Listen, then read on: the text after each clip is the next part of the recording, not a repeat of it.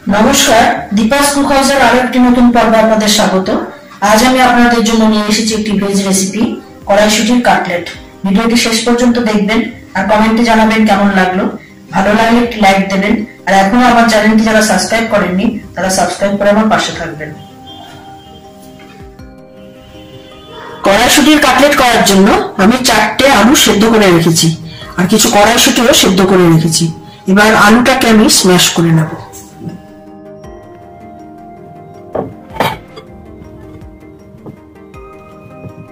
এবার কড়াইশুঁটিটাও এর মধ্যে দিয়ে হালকা স্ম্যাশ করে নেব।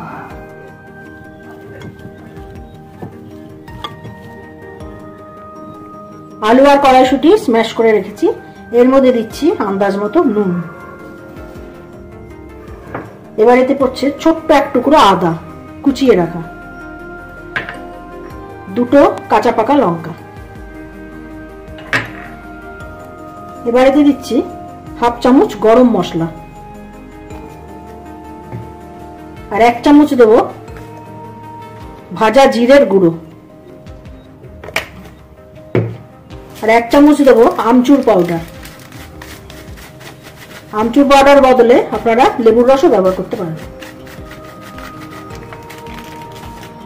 এবার এতে পড়ছে একটা পাউরুটি ব্রেড ক্রাম্বস তৈরি করে রেখেছি গুঁড়ো করে,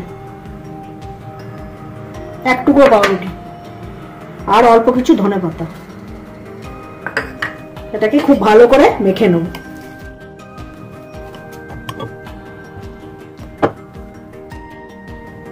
এবারে এই মিশ্রণটার থেকে খানিকটা করে তুলে নিয়ে কাটলেটের আকারে গড়ে তুলব।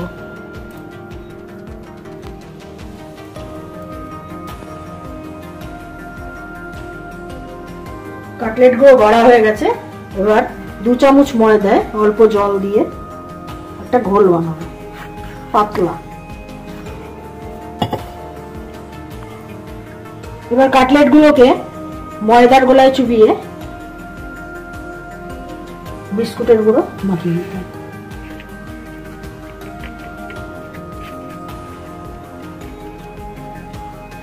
এভাবে আমি সব কাটলেট গুলো গড়ে নেব।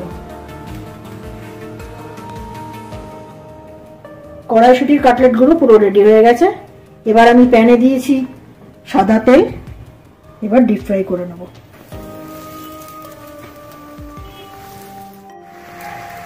দুপাশ লাল করে ভেজে নিলেই তৈরি হয়ে গেল কড়াইশুঁটির কাটলেট। ভিডিওটি শেষ অবধি আমার সাথে থাকার জন্য ধন্যবাদ। আপনারা ভালো থাকবেন, সুস্থ থাকবেন এবং দেখতে থাকবেন দীপাস কুক হাউস।